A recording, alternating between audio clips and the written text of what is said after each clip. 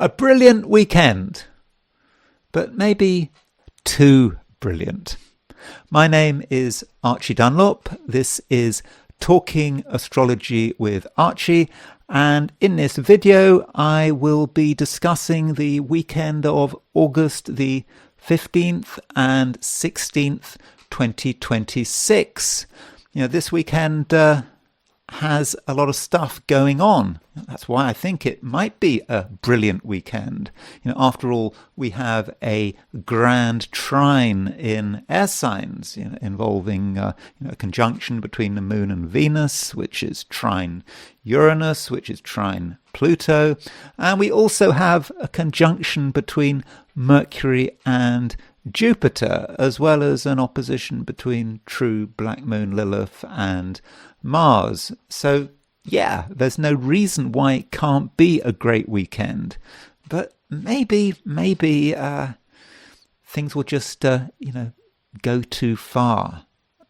Maybe in the end, if we don't know our limits, there could be problems. So as far as this video is concerned, I will be talking about the broad astrological picture over the weekend, as I see it. I want to actually look in some detail at the conjunction between Mercury and Jupiter, and then I'm going to do forecasts for the 12 signs, and I will finish with an I Ching reading. So let's start with the horoscope for the weekend. By the way, don't forget to like and subscribe if appropriate. So this chart is set for midnight on August the 16th, 2026, which is a Sunday. So this chart represents the sort of middle of the weekend. So as far as what's going on, the moon is changing sign. So at midnight, halfway through this weekend, the moon is at 7 degrees 35 Libra. And the moon went into Libra, earlier on Saturday. I think it went into Libra at around 3:20 p.m. London time, so on Saturday. So in the Americas, that would have been sometime on Saturday morning. So for most of us, for most of a weekend, the moon is moving through Libra. And the thing about moon moving through Libra is we had a grand trine in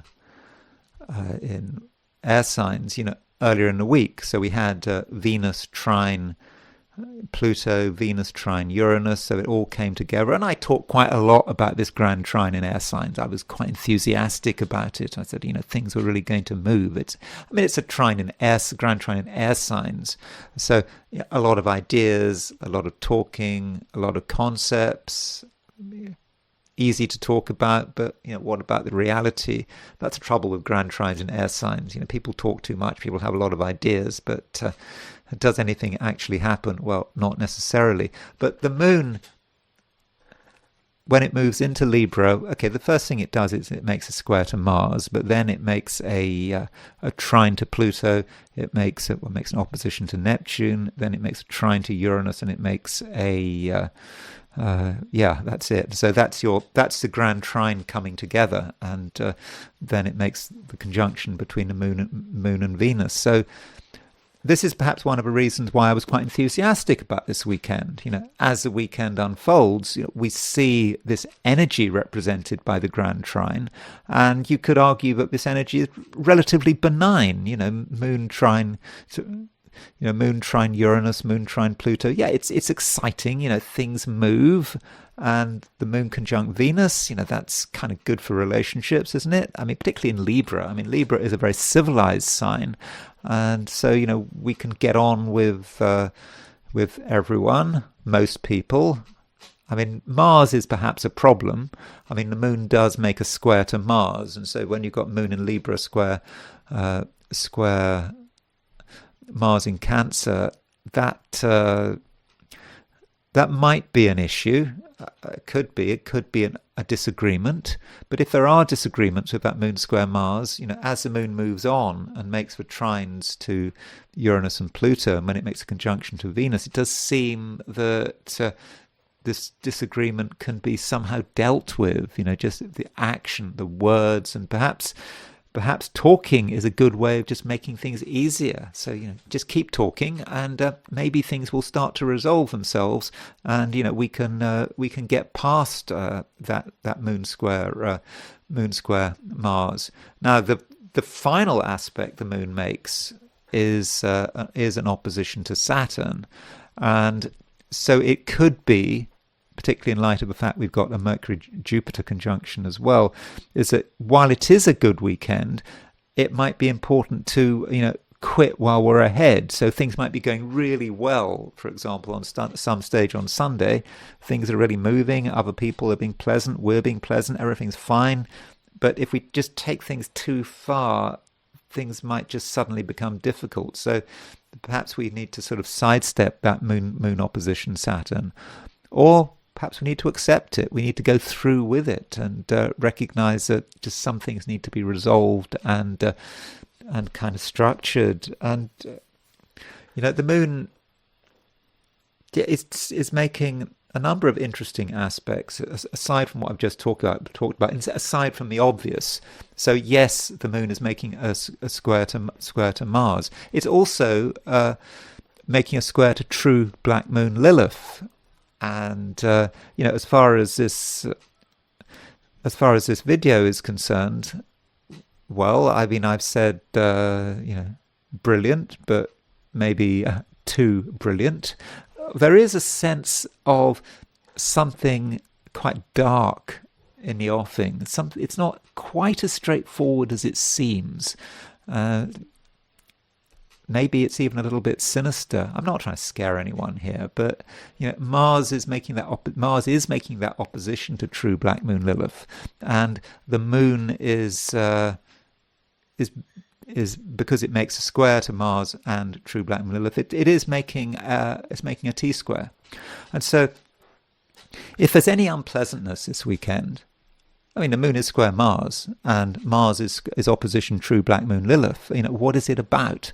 And true black moon Lilith, could represent something quite shadowy, something that people don't want to acknowledge, but it's nonetheless there. It's very real, or at least it feels very real, and the question is, how do we deal with it? I think we do try to deal with it. I mean, the moon in Libra, you could say, is trying to be civilized, trying to harmonize something.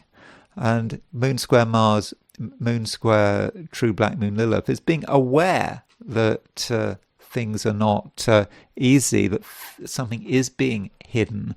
It's just under the surface, and people are not always aware of their own darkness and their own dark, deep desires. That can be what true black moon Lilith is about, and the moon may be a way of resolving it, but it may not be entirely easy, but it just represents a complication, and perhaps it also represents perhaps a point of fear. I mean, that could be how it works. So that's certainly something of interest. That T-square. Now we do have Mercury making a conjunction to Jupiter, and that's probably the main aspect of the day. And that's something I'm just going to talk about in a moment. But first of all, I just wanted to quickly look at this horoscope from the perspective of Australia and New Zealand, and East Asia. So if I set this chart for Sydney, Australia, instead of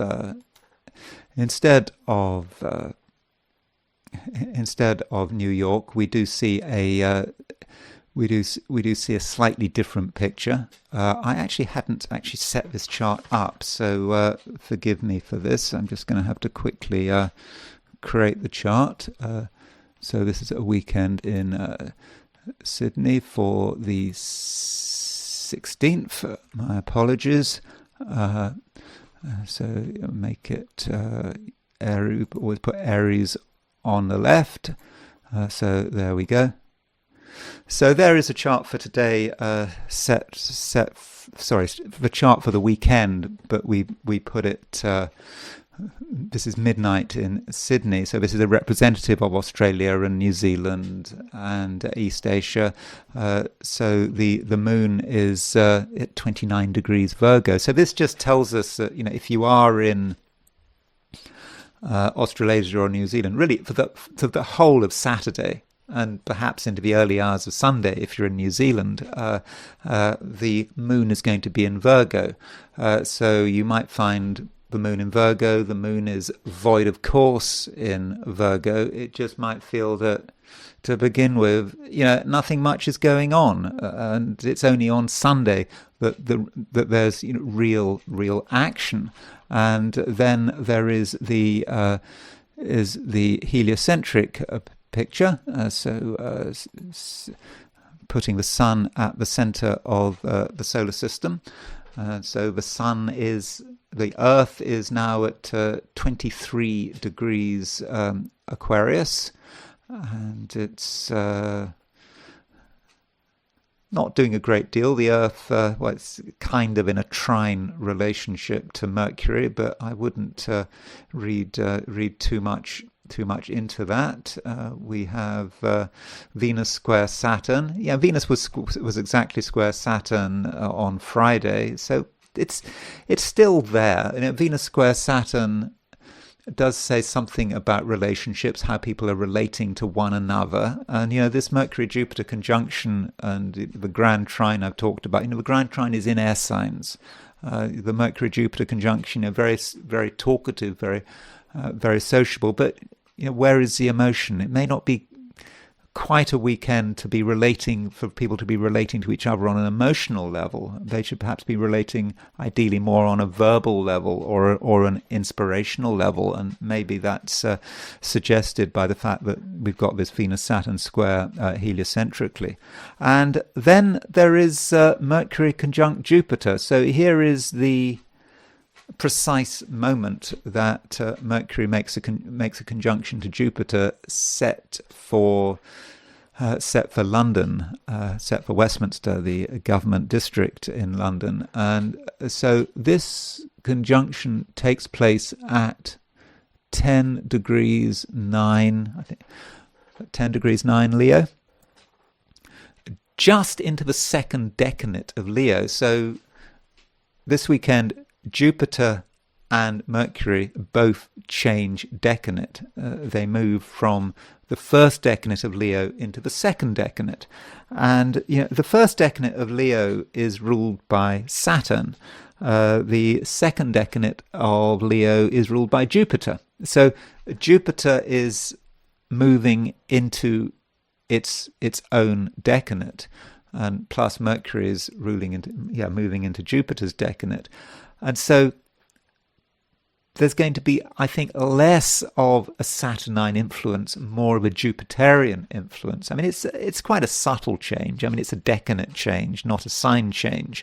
But there might be just a bit more positivity around. There has been this week, since the eclipse, people have been a bit negative, and people have been sort of worried about stuff, and maybe this change of decanate, Mercury and Jupiter changing decanate over the weekend, could make a difference.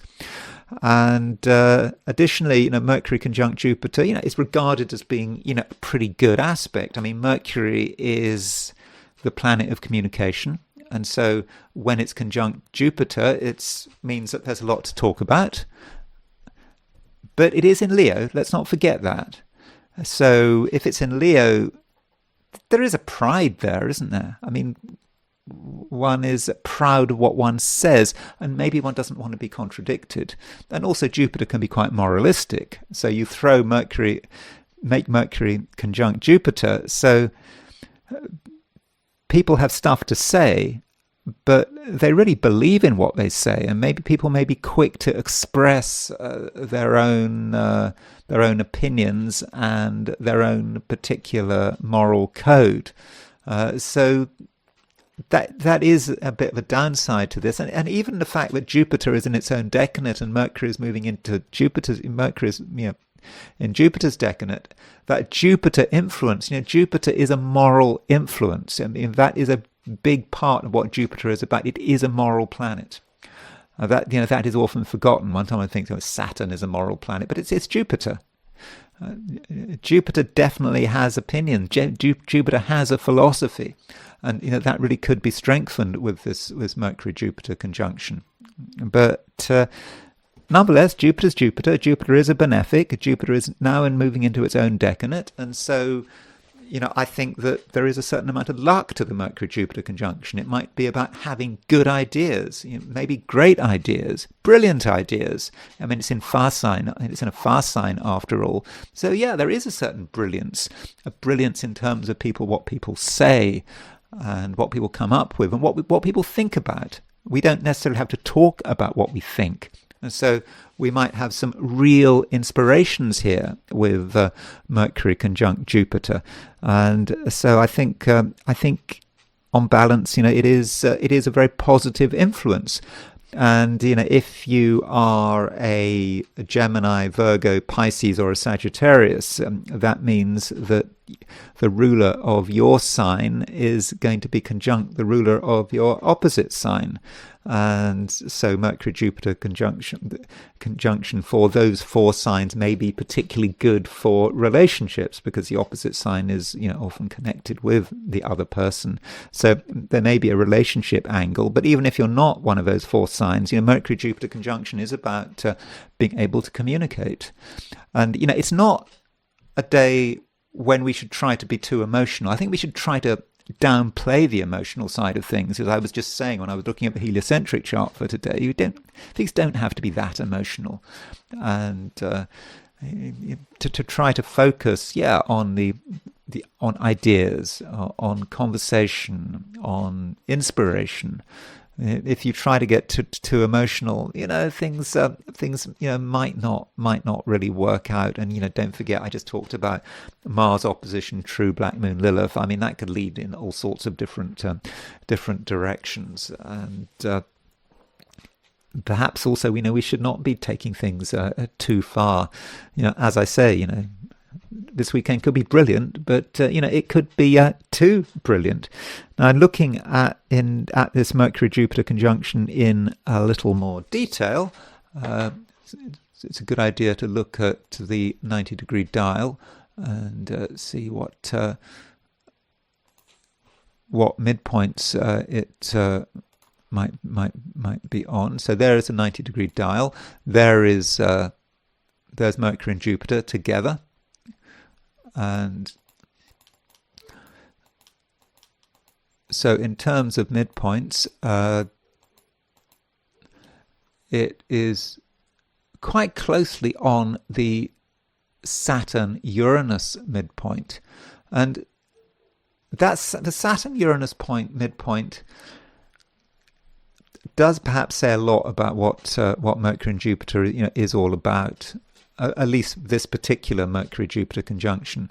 So Saturn and Uranus together, it's quite a frustrating influence. Saturn and Uranus is quite tense. Saturn wants to hold things back. Uranus is about breaking free, the revolutionary, but trying to keep things together. And over the last week, things could have been just a bit frustrating. This tension was sort of building up, and with this Mercury-Jupiter conjunction on the Saturn-Uranus midpoint, it could be about a fortunate resolution to the tension. And with Mercury involved, maybe it's just something that needs to be discussed.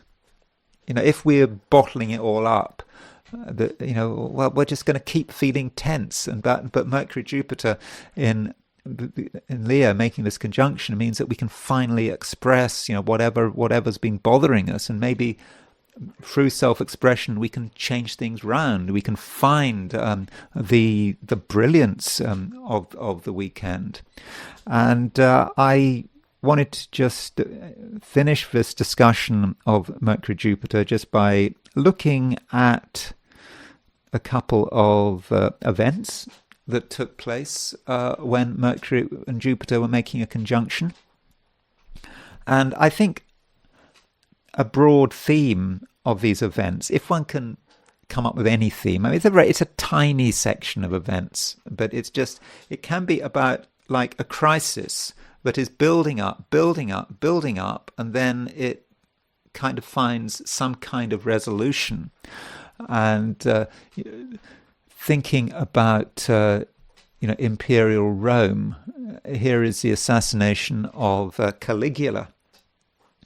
This is a chart that I have. Sorry, that's Caesar's assassination, not Caligula's assassination. Here's Caligula's assassination. So Caligula was assassinated with a Mercury-Jupiter conjunction in Aquarius. So Caligula was a Roman emperor. He didn't reign for very long. You might have seen the film with Malcolm McDowell as Caligula, and Caligula was widely seen as a monster. He committed these sort of horrific acts in a very short period of time, and in the end, people just got sick of him, and the Praetorian Guard, who were there to guard him, just killed him, his wife, and his daughter. They're all killed at the same time. And so here you can see Mercury conjunct Jupiter working in terms. You can imagine the tension having Caligula as emperor, and I assume that things were really falling apart right at the end, and that's his assassination. It was also the chart for Claudius being declared emperor, because according to, I think, Suetonius, while Caligula was being assassinated, Claudius was hiding behind a curtain, and the Praetorian Guard just found him, and Claudius, I think, was expecting to be killed, but the Praetorian Guard decided instead to declare him emperor, and so there were kind of two events taking place. There was a release of the tension, and then maybe something fortunate happening for Rome for a time, Claudius becoming emperor. I think his reputation. I mean, obviously people have heard a lot about Claudius. He's quite a famous Roman emperor. He was the one who occupied Britain. Caesar went to Britain earlier, but he didn't stay. So anyway, that's one manifestation of Mercury conjunct Jupiter. Additionally, from an economic perspective, in the early 1990s, when there were problems with the British economy, there was a thing called the ERM, which was the idea that the currencies in Europe should be fixed and they shouldn't fluctuate too much. But the British pound was under a huge amount of pressure, and George Soros was piling on that pressure by shorting the British pound. And then you had this event called Black Wednesday. I don't know about the timing, but Black Wednesday was when the government just gave up, when they stopped trying to defend the pound, when the pound came out of the ERM. And there is your Mercury-Jupiter conjunction in Virgo. So a period of tension, real tension, battles, conflicts, and then suddenly it's resolved. Pound falls, interest rates temporarily went through the roof, and the pound was out of the ERM. And another crisis continuing on the theme of Britain was the 1936 abdication crisis. This just went on and on, because Edward VIII was having this relationship with Wallis Simpson, and he wanted to marry her, and this just wasn't satisfactory, and there was increasing pressure on him, and then finally he decided to resign, and here is his abdication. I think it was at 10:01 on December the 10th, 1936. So it is finally resolved, and there is the Mercury-Jupiter conjunction in Capricorn. A couple of other events which had Mercury-Jupiter conjunction. Sudden in the 1970s, someone attempted to kidnap Princess Anne, the daughter of the Queen. It was an unsuccessful kidnap, obviously. This had conjunction with Mercury and Jupiter, and a pretty exact conjunction with Mercury and Jupiter in Pisces. So it could be about that kind of event. I don't know what that represents. Does that represent in Pisces? That's quite a weak Mercury, quite a strong Jupiter, but perhaps Mercury is strengthened by Jupiter. So that is an event which was incredibly newsworthy. Mercury-Jupiter. I mean, Jupiter is a planet of death, and Qasem Soleimani was assassinated by Trump on Trump's orders in early January the 3rd, 2020. So Qasem Soleimani, he was a big figure in the Iranian, Republican Guards, and he was assassinated in Baghdad airport, again at the time of a very close Mercury-Jupiter conjunction in Capricorn, the moon just having made the square to Mercury and Jupiter. And Ukraine has a Mercury-Jupiter conjunction. So here's the horoscope of Ukraine. And its Mercury-Jupiter conjunction is also tied up with Venus. I would have said with the Mercury-Jupiter conjunction, okay, you can see that in two ways. You can see that as the announcement of Ukraine's independence on August the 24th, 1991. So an announcement, perhaps there'd been sort of a build-up to it. And then Mercury and Jupiter is the resolution to the issue, declaring independence. But of course, this is the birth of the country. And just looking at Ukraine over the last few years, how they have behaved in the war and what they've done in the war, and you can look at victory and defeat and victory and whether someone is winning or losing in different ways. But the one war that Ukraine has definitely won is the PR war. I mean, it's often said that Russia is not very good at PR, but Ukraine is brilliant at it. They just have just non-stop propaganda statements, how the war is going. And of course, Zelensky has a background in film and the media, and really being able to use that to create an impression about how the war is going. And Mercury Jupiter, you think of just the torrent of words and statements coming out of Ukraine, which the West generally has believed or almost seen as being true. And so that might be how Mercury Jupiter is working. And Mercury Jupiter in this case, in Ukraine's case, is in Leo.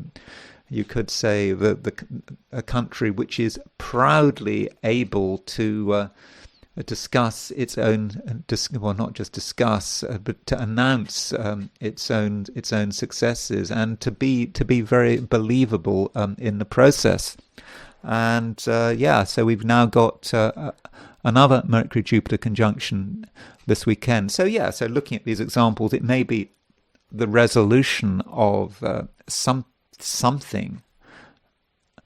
But of course, things could be taken too far. So, in terms of our own lives, if you have felt that something has been just getting really tense, remembering this Mercury Jupiter is on the Saturn, it's aspecting the Saturn Uranus midpoint. Maybe we should try to resolve something that has been bothering us for a long time, and that would be, I think, a constructive way of using the energies of this aspect. And now I want to turn to the 12 signs. So these are my forecasts for the 12 signs for the weekend of, let me just switch with coordinates, for the weekend of August the 15th and 16th, 2026. Aries. The eclipse was a few days ago now, and there may have been a period of adjustment, feeling that maybe something had happened, but you were not quite sure what. Well, in some respects, things are starting to sort of return to normal. You've, to an extent, worked things through, and now you're ready. You feel ready to initiate things, and it's additionally possible that you have, found your voice. That voice might not have been there over the last few days, but now you're able to deal with people better, and I think that you're additionally feeling more confident, and perhaps the potential of the eclipse is starting to make itself felt over the weekend. And as far as you're concerned, Aries, I think it was an eclipse that was pretty creative. There are a lot of things that hopefully you became aware of, and then just as you started to see the possibilities over the last few days, it felt that, just things became a little more complicated. And maybe they were complicated because you realized that there were just things to be done, that there were just new worries, and nothing was perfect. But now you're, in general, better able to deal with things, and there is a certain dynamism there. And I think that dynamism, is to an extent created by other people. Other people do seem to be more active. I think in general that is a good thing, although we do see a square between the Moon and Mars on Saturday. So we got the Moon moving into Libra. It makes a square to Mars, which is your ruler. So on the surface, this square might seem a little troublesome. Something making you irritated. Maybe it's another person making you irritated, someone trying to sort of impact your peace of mind. But what is your peace of mind worth? Your peace of mind might be a kind of a relic. Or rather, you being very precious about your peace of mind. And when the disturbance comes, there is a moment of irritation, and then you just sort of adjust to changing circumstances, and you start to feel happier and certainly more communicative, because at the same time as the Moon is making a square to Mars, Mercury is making a conjunction to Jupiter. And with this conjunction between Mercury and Jupiter, it might feel that you can finally, find a way of expressing your inner tension, and being able to express your inner tension, in a way that is really very constructive. And perhaps situations that seem to be sort of negative and undermining might sort of suddenly start to have a positive side to them. And of course, when the Moon moves into Libra, it doesn't just make a square to Mars, it makes a conjunction to Venus. So that Moon-Venus conjunction is taking place in your opposite sign, and that it might indeed say something about other people. So you've got the Moon moving from the square to Mars to the conjunction to Venus. So as far as how things are developing, it does seem that relationships are getting better, over the course of a weekend. And, the Moon having made that conjunction to Venus, it makes a trine to Uranus, and it makes a trine to Pluto. In fact, to get the order right, the Moon makes trine to Uranus, trine to Pluto, trine to Uranus, and then it makes a conjunction to Venus. And it makes it an opposition to Neptune on the way. But the point is that we do have a Grand Trine, and this Grand Trine energy, I think, is really quite exciting. I'd almost say that it was brilliant, because it feels that something has changed, and it seems that there is a lot of potential around.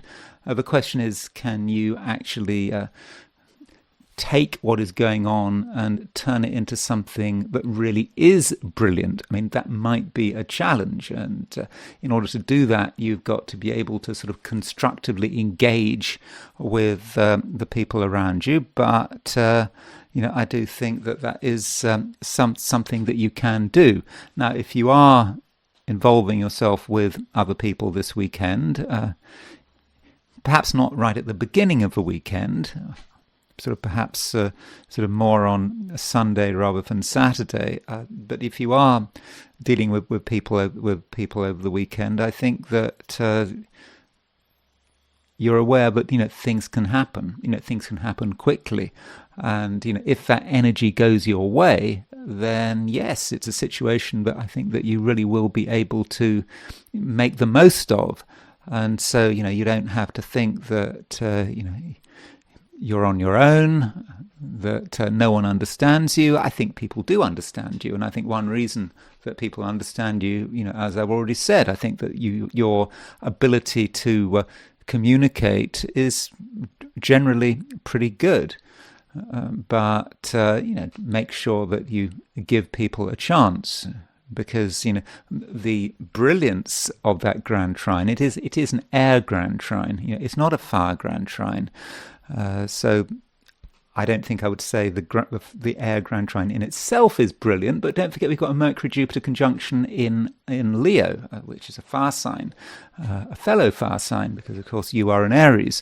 But you've got to give other people a chance to say what's on their mind, to give them space to be exciting. I mean, you don't have to be the only exciting person in the room. If you're an Aries, that can just be exhausting. And that, in fact, can be a common complaint of people with Aries rising or Sun or the Moon in Aries, that it's always down to them. But you want someone else to take the initiative. I mean, in a fortunate way, you want someone else to create some excitement. It shouldn't just be down to you. And I think it can happen, provided you give people a chance and you don't interrupt. I think that also could be quite important, because if you interrupt, that could really spoil everything. Now, if we're looking at things from a negative perspective, maybe it's a negative perspective. It could be interesting. Is that we do have Mars in early Cancer, and as you know, but Mars in early Cancer is making an opposition to true Black Moon Lilith. Remember, I make a distinction between true and mean. I don't use mean Black Moon Lilith. I only use true Black Moon Lilith. And true Black Moon Lilith is in early Capricorn. So yes, so this Mars opposition true Black Moon Lilith, it might be that there's something that you confront over the weekend that you don't feel entirely comfortable about. It's something you see, something you start to become aware of, something you even begin to interact with, but you're just not happy about it. It just feels wrong, and it may be something that you feel that you really should not get involved with. Maybe it's a subject that someone brings up, or it's a direction that things appear to be going in. Your immediate reaction, might be one of revulsion, and that can often be how one responds to true Black Moon Lilith. But you have to see true Black Moon Lilith in its own context, and you have to consider that context. It may be that the context is such that you are absolutely correct to run away from something, but there may be a different context. It may be that you're confronted by something that is, in the end, quite constructive, but it just seems to be unpleasant. Maybe you need to be tuning into this unpleasantness. Maybe this Mars opposition, true Black Moon Lilith, is something about yourself that you're not fully aware of, and you see it projected into the world around you, and you don't like the look of it, and you run away, but you're maybe running away from yourself. And if you were to sort of embrace the energy of true Black Moon Lilith, then things would really start to come together. You might actually be embracing your power, and indeed, Aries, I think that this weekend can be a powerful weekend where things really do start moving for you, and you don't have to do everything on your own. As I've just said, I think that other people, or at least the right people, can really make it a brilliant weekend. Taurus. The moon is changing signs, and it's moving into Libra. And as it moves into Libra, it makes, in fact, a lot of aspects. One aspect, after another. The first aspect the moon makes is it makes a square to Mars, and it makes trine to Pluto, opposition to Neptune. Trine to Uranus. Then it makes a conjunction to Venus, and the conjunction to Venus is possibly the important lunar aspect. And the reason it's the important lunar aspect is it's because Venus is, of course, your ruler, and Venus is in a pretty good position. Now, if you remember, I think it was just under a week ago, or was it the beginning of the week, I was pointing out that Venus was part of a Grand Trine in Air. And so this Grand Trine involved, Venus in Libra, trine Uranus in Gemini, trine Pluto in Aquarius, and I was pretty positive about this Grand Trine. And then, the Grand Trine moved on. It wasn't quite so exact. It started to break up. Now, what's happened is that the moon, as it makes that conjunction to Venus, as it makes trines to Uranus and Pluto, is essentially putting that Grand Trine back in focus. So it gives you another chance to make the most of this Grand Trine. And this time round, the Grand Trine involves the moon, and so you are able to make things sort of move quickly. You can clear out the garbage, something just not working as well as it should. It's kind of it's like a vacuum cleaner. Something is stuck, or the bag needs to be cleaned, needs to be changed, or something like that. And you just do that, and suddenly things start to move, and your simple measures, something you do that's just really easy, like changing a vacuum cleaner bag. Vacuum cleaner bag, it's an Air Grand Trine. So, I'm not saying you spend your weekend changing vacuum cleaner bags, but there may be just something around you that is just holding things up, is creating a blockage, and your first impulse is to think that this is serious, that something is broken, but you actually make the effort to clear the blockage, and suddenly things start to move. They move very quickly because it is a Grand Trine involving Venus, your ruler, and it can work at many levels. It might be something you're trying to achieve, or it might even work at the level of health. I always like to emphasize that in these videos when I talk about health, but I'm not giving any medical advice. That I am talking about general sort of lifestyle. But in terms of some aspect of your health, it may just be that there's something very simple you can do that just makes you feel a whole lot better straight away. It's just again, I'm not talking about any sort of medical condition, I don't think, but if you've been sort of feeling a bit under the weather at whatever level, I think there's just something very straightforward. It can make all the difference, at least in a short term. But obviously if there's something really wrong, you've got to go see a doctor. But I think in a broad sense, small actions on your part, even if you can't be bothered to see them through, or you don't want to see them through, but you do it, and it can make a difference. So a definite movement in that direction. There's movement in many other directions. I don't know what you're planning on doing with your weekend, but if you are working over the weekend or you're planning something, then things just work. And it really doesn't take long to make them work. I mean, you've got to have a certain positivity to begin with. You've got to believe that it's worthwhile doing something, trying something, or maybe talking to someone. I think you'll be very effective when you're talking to someone, perhaps about some sort of routine matter. It's something that just has to be dealt with, something has to be talked about. You start talking about it, and things really, really work.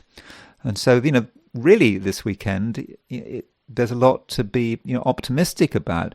Although the weekend does have a slow start. At first, it kind of depends on your time zone, and particularly if you're in Australia, for example, or in fact, Eurasia in general. It just might seem to begin with on Saturday, what is going on? Not much is going on.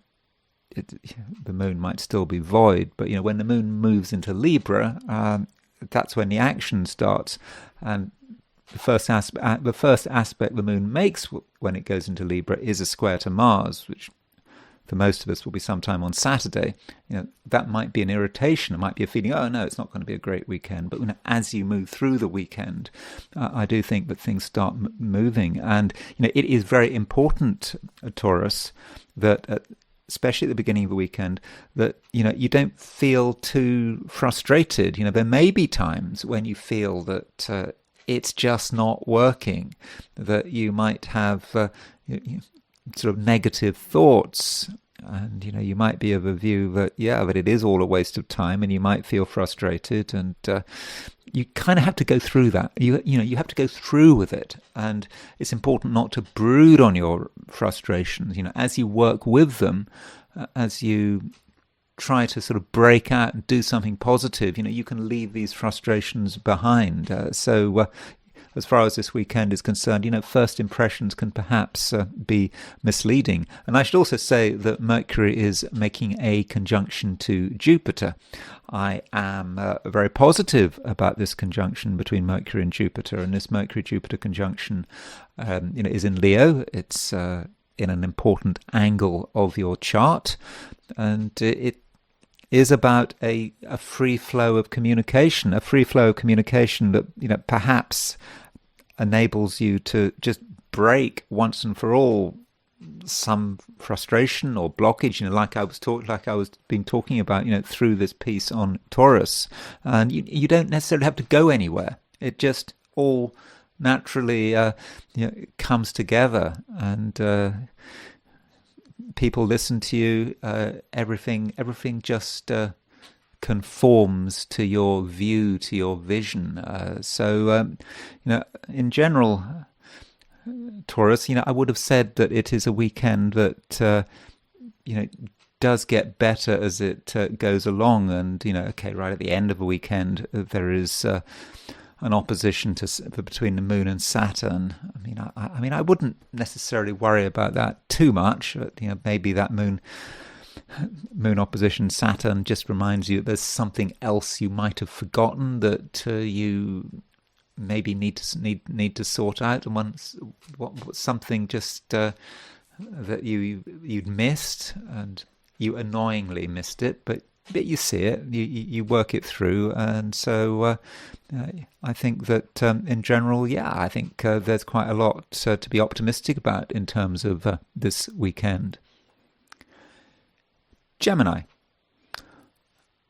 There is a lot of activity in air signs right now because the moon is going into Libra, and so when the moon moves into Libra, it starts to make a trine to Pluto, then it makes a trine to Uranus, and then it makes a conjunction to Venus in the end. So that Air Grand Trine that was exact at the beginning of a week kind of comes together again.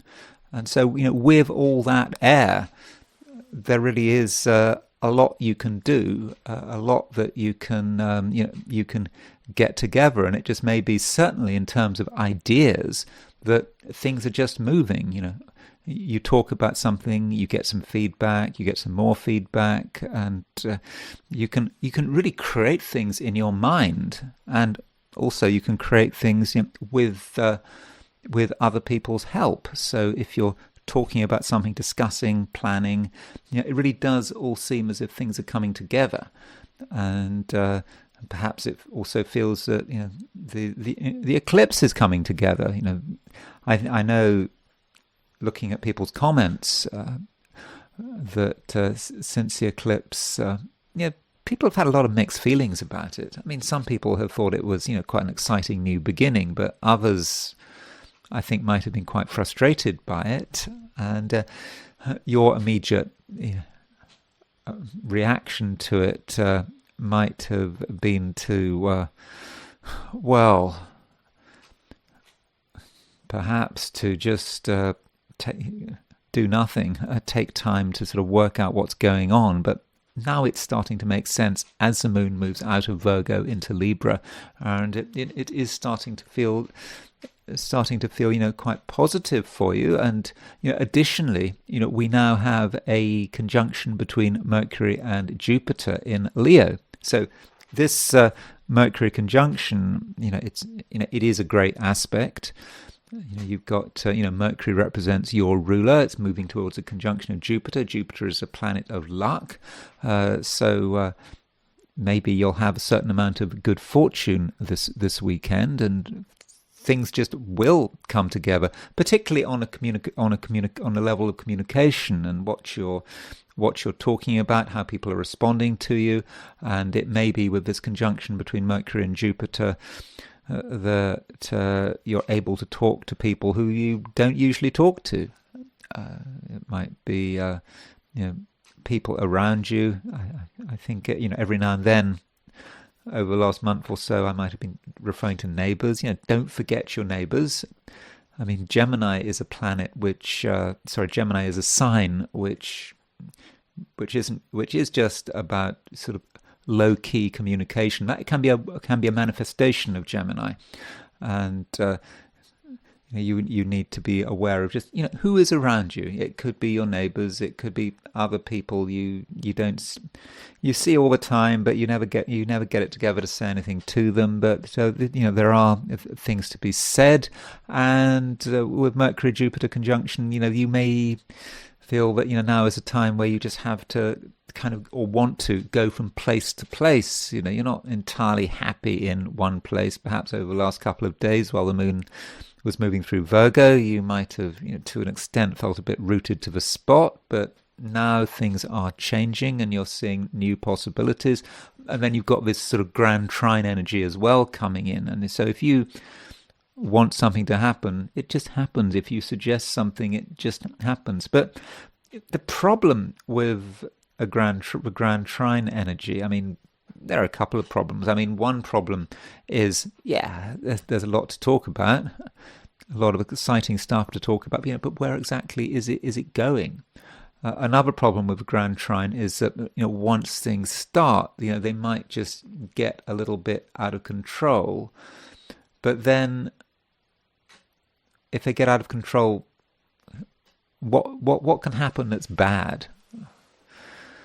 Probably not much, although there might be moments when you kind of go into an area perhaps you shouldn't have been going in, and you might at times over the weekend feel that you've strayed into places where you haven't been sort of entirely aware of the rules or the regulations or even the law itself, and you might be surprised how the law works. Geminis often are not surprised, but you just might become aware of a rule that you just hadn't occurred to you before. You'd kind of taken it for granted.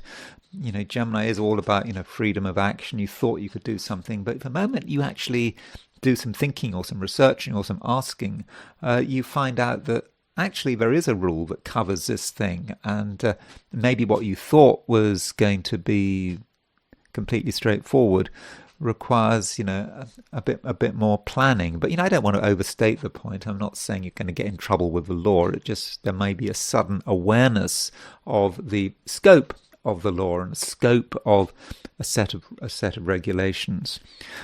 And so it's not that you're going to always be able to get your way. And one other thing, Gemini, is that you shouldn't forget that there are no planets in Earth signs again. It keeps happening now, and it will keep happening until the end of the month, when the Sun and Mercury move into Virgo. But you have to sort of wait for the Moon to go into an Earth sign. Okay, the beginning of the weekend, the Moon's in an Earth sign. It's in late Virgo, but it's not really doing very much in late Virgo. And as soon as it moves into Libra, there is no Earth. And so the advantage of having no Earth is that you can think about anything. You can think about all sorts of different possibilities. You don't have to think about material reality. And in the short term, that can actually be a good thing. People say, you've got to be grounded. You've got to think about, the reality of the situation. Well, short term, that's not true. You need to be able to work at the level of concept and play with ideas. And then at a later stage, you can work out how to ground them. So there is a good side to that, particularly if you're working at a conceptual level. But if you're trying to actually put something into practice in the real world, the lack of Earth might be a problem unless you really make a special effort to, ask questions. And, don't just choose the people you ask. You don't want to create an echo chamber. And that could be a way in which the Grand Trine could work, perhaps at its worst, being an echo chamber. You want people to confirm your ideas? Sure, not a problem. If you've got a plan, people like to be positive.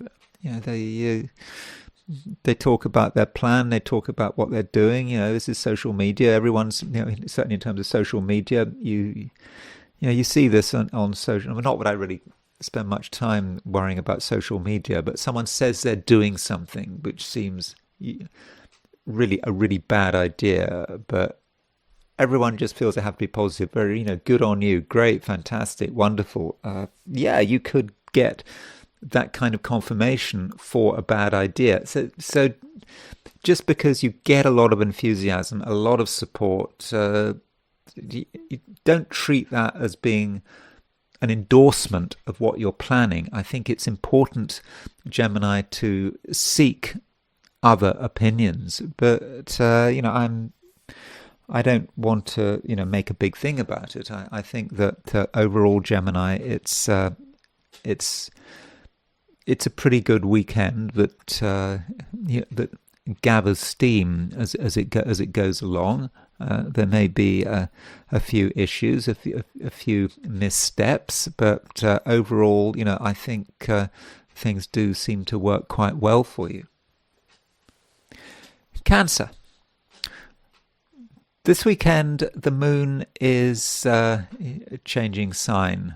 So the moon starts the weekend in Virgo. It ends the weekend in Libra.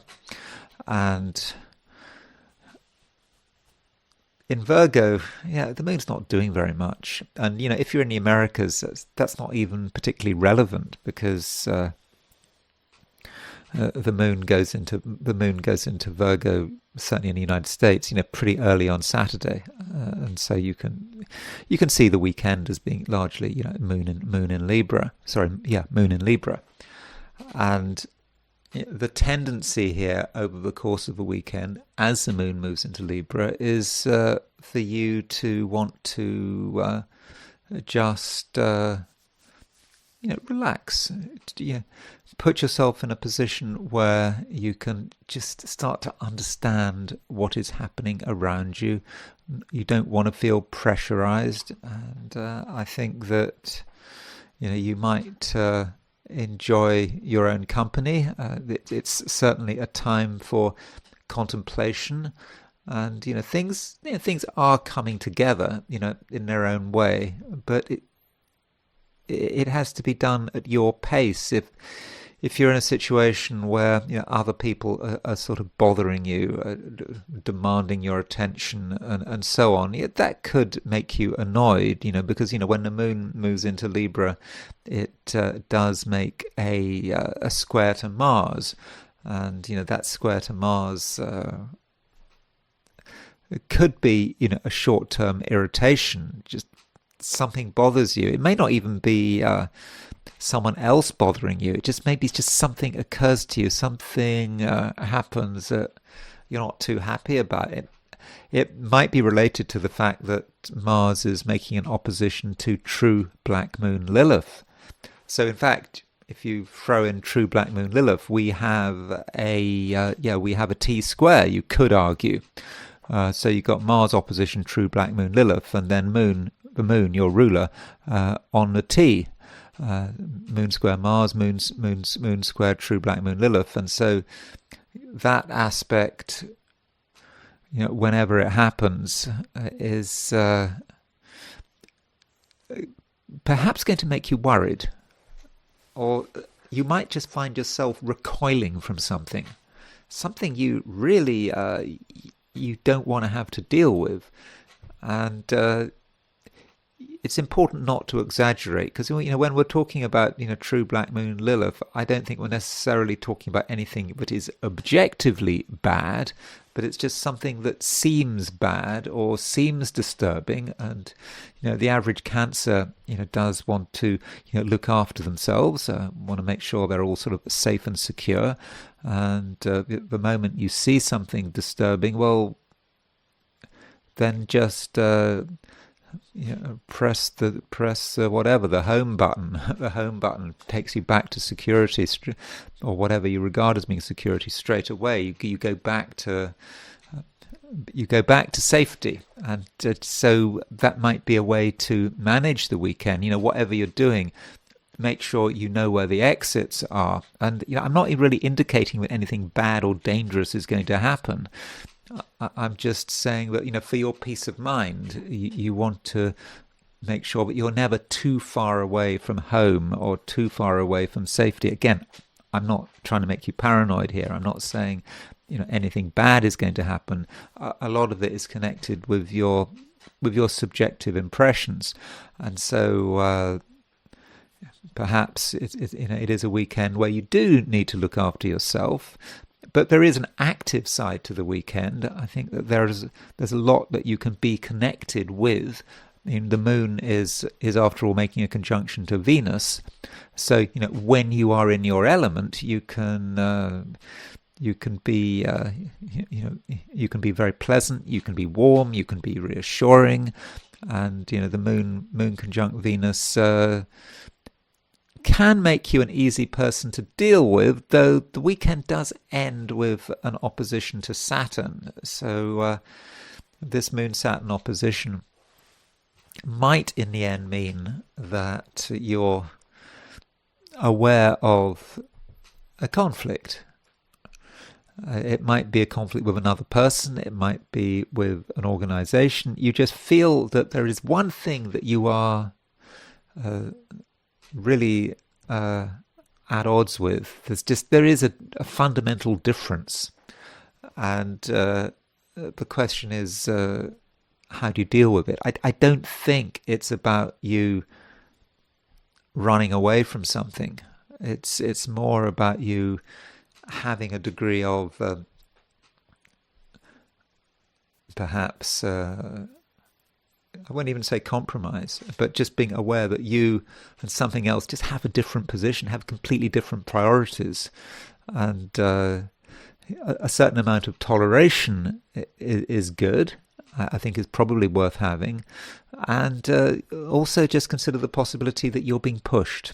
that you're being pushed into making the most of who you are. And, some Cancerians can hold back. They have a set of abilities. They have a real chance to use those abilities, but they don't want to do it because they're just afraid of the consequences. And so the moon opposition Saturn could actually be a challenge that is really, something that you have to deal with, and it will in the end be constructive. It will, mean that you can really make the most of what is available.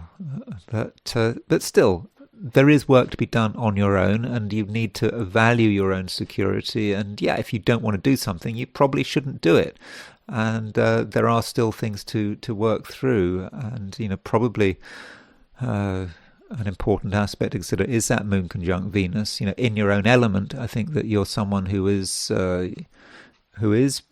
pretty easy to deal with, but it's always got to be on your own terms. One other thing, there is a conjunction between Mercury and Jupiter, and this conjunction between Mercury and Jupiter is in Leo, and it might be worth your while, particularly in light of the eclipse, which we had a few days ago, to be thinking about money, because we had that eclipse in Leo, and now we've got Mercury Jupiter conjunction in Leo, and this might mean that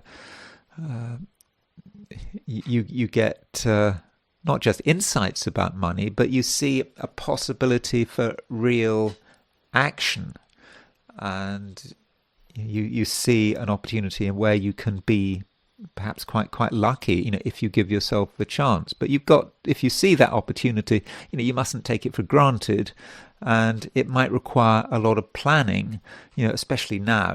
Don't forget there are no planets in Earth, so no planets in Earth with Mercury conjunct Jupiter. It's possible with no planets in Earth and Mercury being conjunct Jupiter that your own materialism may actually become exaggerated, because that's how one can respond to a lack of Earth. You feel that you are missing something. You're missing something of a financial nature, so you want to compensate and maybe overcompensate. But that doesn't take away from the fact, Cancer, that I think there could be a financial opportunity over the weekend, and that doesn't mean getting the money in your hand. It just means you'd become aware of perhaps an important chance to make a gain sooner rather than later. Leo. The big aspect, certainly from a Leo perspective, has got to be a conjunction between Mercury and Jupiter. And this conjunction between Mercury and Jupiter, it takes place in your sign, and this means that you should be able to give a very good account of yourself. I think if you have to talk, communicate, write, however you want to get your message across, you can do it really very well. And it being sort of Mercury conjunct Jupiter, it just could be, the things you say can really make a big difference, and your words can resolve tension, because there has been some tension building up. I mean, no doubt about that. I mean, I'm not just talking about for you, Leo, but for everyone. The tension has been gradually increasing, and perhaps it's just a question of something just needing to be talked about. You get those words out, and you perhaps talk about the things that other people don't want to discuss, and immediately that makes a difference. And if you're not talking over the weekend, if you're not communicating at all, if you're keeping everything to yourself, that might not be such a good thing. Then you might just start to feel that something is stuck, that something is rather sort of frustrating. And this frustration is it is in the air, because there's one aspect that is starting to form. I mean, it doesn't form until the end of the month, but I think one should be vaguely aware of it. And it's not just for you; it's just all of the signs. And this is a square between Mars and Saturn. So, Mars is at 3 degrees Cancer, Saturn is at 14 degrees Aries. Okay, it's miles apart. It's got 11 degrees. It's 11 degrees apart.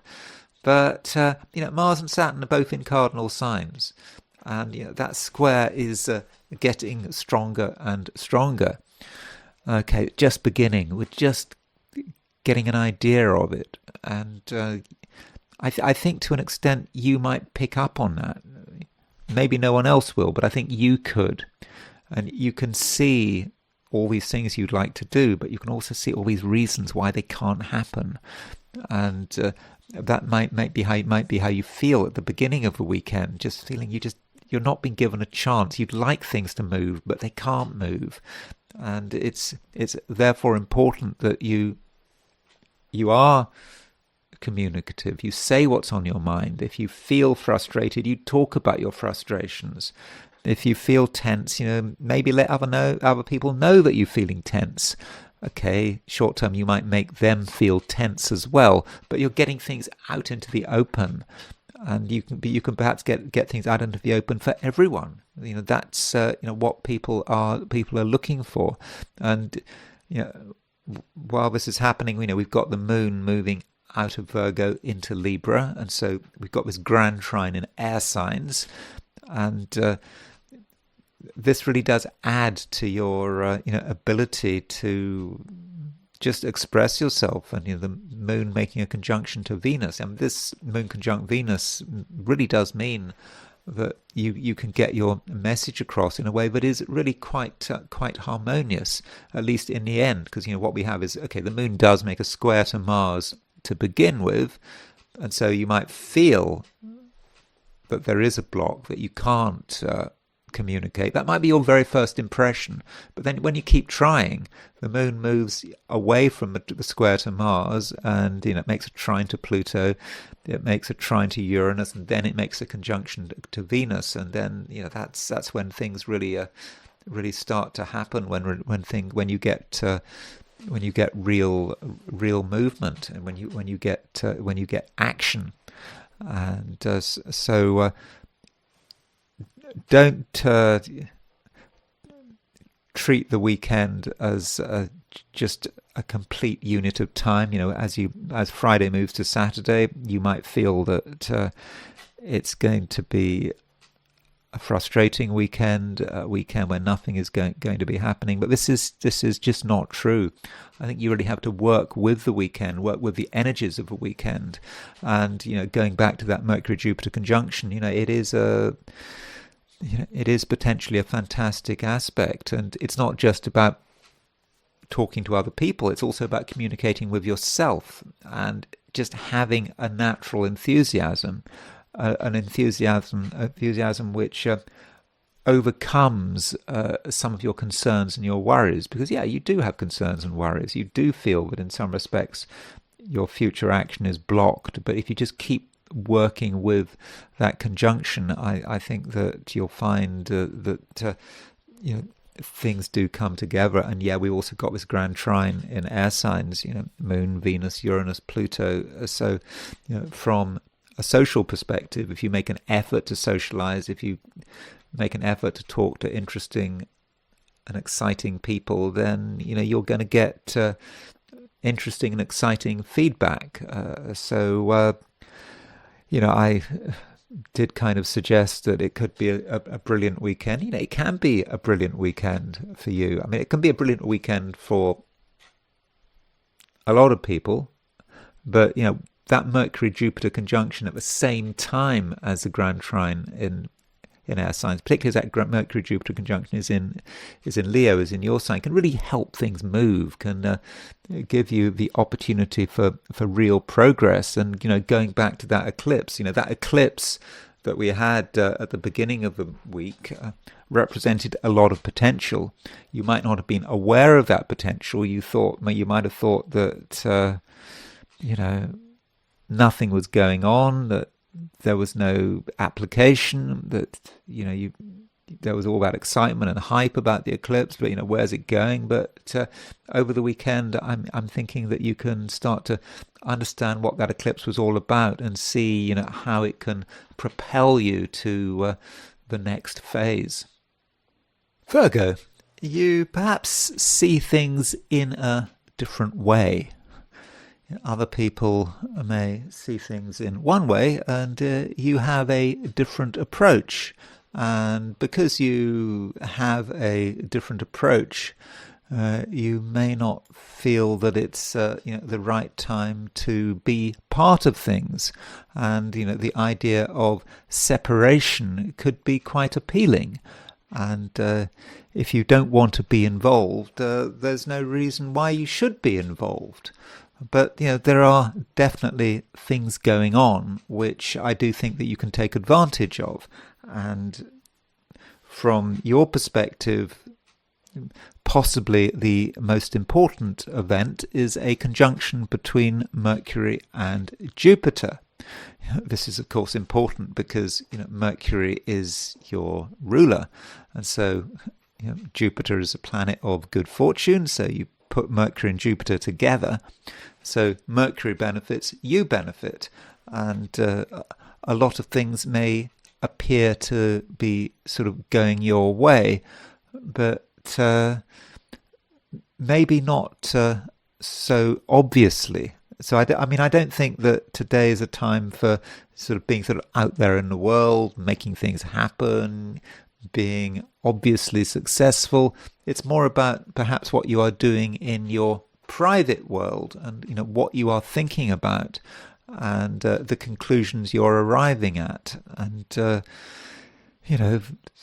this is arguably a time of your life when you perhaps need more sort of contemplation than usual, when you can sort of benefit from doing things away from the madding crowd.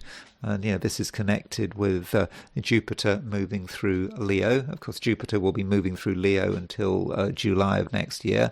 And so while Jupiter is moving through Leo, you'll probably do your best work when you are alone, when you're not right in the center of things.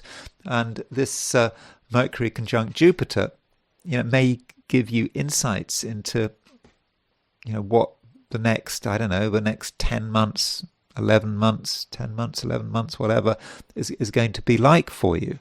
And I think this will be positive. You can really see the opportunity for growth, and it takes place through reflection.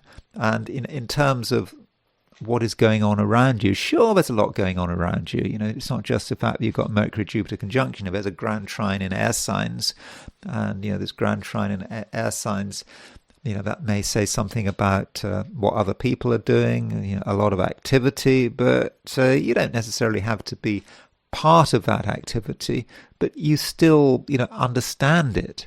This Mercury-Jupiter conjunction is, in the end, I think it gets a sextile from the moon. So the moon moves into Libra. It makes conjunction to Venus, trines Uranus, trines Pluto, and then it makes a sextile to Jupiter, and it makes a sextile to Mercury.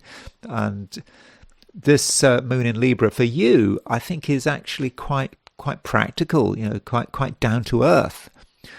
And in your own quiet way, Virgo, you can see a possible way for you to take advantage of the overall situation. You can kind of see it coming together. Now, being a Virgo, you can sometimes be too critical. You can think, though, you're not good enough, you haven't got what it takes. You can be overly modest, but it's not a time to be... It's not a time to be inwardly modest. I mean, you can be outwardly modest, by all means, but inwardly, I think that you have to have, or ideally you'll have, real confidence in yourself, a belief that actually you've sorted it all out. You understand, where it's all going. And it's now just a question of positioning yourself, aligning yourself, and working out how best to take advantage of everything that is going on. And as far as when, well, you might want to be thinking ahead to the beginning of the Virgo season, the end of a month, Sun goes into Virgo, Mercury goes into Virgo. So that might be a time to really start moving forward with things. And, as far as this weekend is concerned, I mean, one of the problems of this weekend is that as soon as the moon moves out of Virgo, is it moves into Libra, but there's no planets in Earth signs, and that might bother you. You have the idea, you have the hope, you have the optimism, but where is it all going to happen? How is it all going to happen? And you might have those doubts, but you just have to be patient, and you have to work with what you've got. And in the end, I do think that you will get it together. Another thing about this conjunction between Mercury and Jupiter is that it might say something about relationships. I mean, that's logical, isn't it? I mean, Mercury is your ruler. Jupiter rules Pisces. Pisces is your opposite sign. So when you put Mercury and Jupiter together, that can say something about you and another person just getting on with each other. Getting on with each other in a way that is, quite subtle. It's even, rather sort of understated, and it's not a time to be open about various relationships. So if you're having a connection, if you've got a connection with someone, you don't have to advertise the fact. And relationships work best when there's no pressure. Whatever the relationship is about. I mean, if you're having a lot to do with another person and you tell other people that you're having a lot to do with them, then you're going to get comments from them which might not be entirely helpful. So, I think there is a scope here for discretion. And whatever you're doing, it's not just about relationships. I think it's probably a good idea to err on the side of secrecy. And always think, why would you want to be open? I mean, okay, you could be with Mercury conjunct Jupiter. There's just a possibility Mercury conjunct Jupiter inclines you to talk too much. That perhaps is the real downside of Mercury conjunct Jupiter. You can't help yourself. There are things you'd like to say. Why not with Mercury conjunct Jupiter? But you need to hold back. While it's true that you can be very effective, you can be very communicative, don't tell something to someone if you regard it as being important unless it really matters, unless that other person needs to know. If they don't need to know, don't tell them. And I think that is the best approach. It's not like you're being deliberately secretive. It's just that, there's no need to talk too much. There's no need to say something unless it's necessary. But, when it is necessary, when you've got something to say, I think that, you'll be very, very fluent, and everyone will understand your basic message. Libra. Venus has been, in the spotlight, quite a lot recently.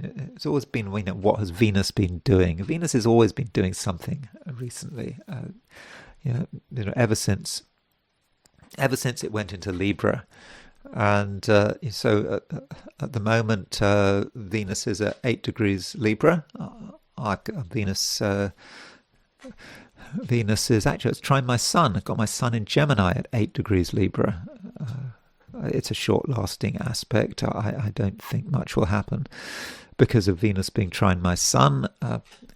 But Venus does receive a lot of aspects, or it makes a lot of aspects. So the moon is making a conjunction to Venus. Venus is...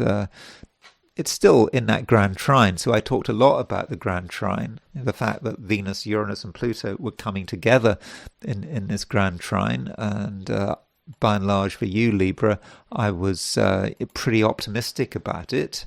And now, over the weekend, this Grand Trine is really coming together again, thanks to the moon. So the moon enters Libra. It makes a...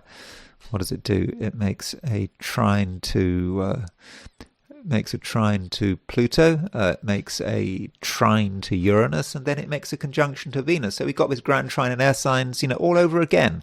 And because the moon is involved, it might actually be more powerful than it was at the beginning of a week. And so you might just feel that things really are, coming together in a really quite fortuitous way. And, this also takes place at the same time as a conjunction between Mercury and Jupiter. So I won't say that the stars are aligned for you, but I think things could be pretty good this weekend. And additionally, we do have Moon square Mars, and with that Moon square Mars, that might sound a problem, but it needn't be a problem at all, because, the moon is moving through your sign. Mars in Cancer, it's a very ambitious Mars in Cancer. It's about you, maybe sort of moving forward with your agenda.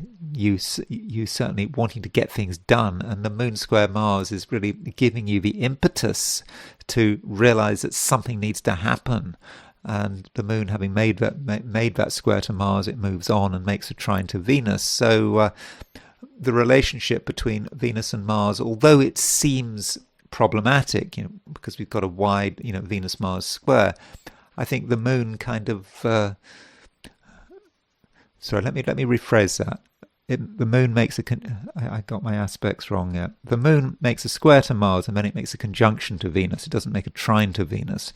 But the thing is that the moon, having made the square with Mars, it makes a grand trine, which culminates in a conjunction to Venus. So it could be that something starts as being a problem. Moon square Mars, it sort of represents an issue, something you have to face. And the following lunar aspects give you the answer. And so if you're confronted with something and you're not quite sure what to do, let things flow. And as soon as you let things flow, let your ideas flow, let your words flow as well, you will start to find solutions.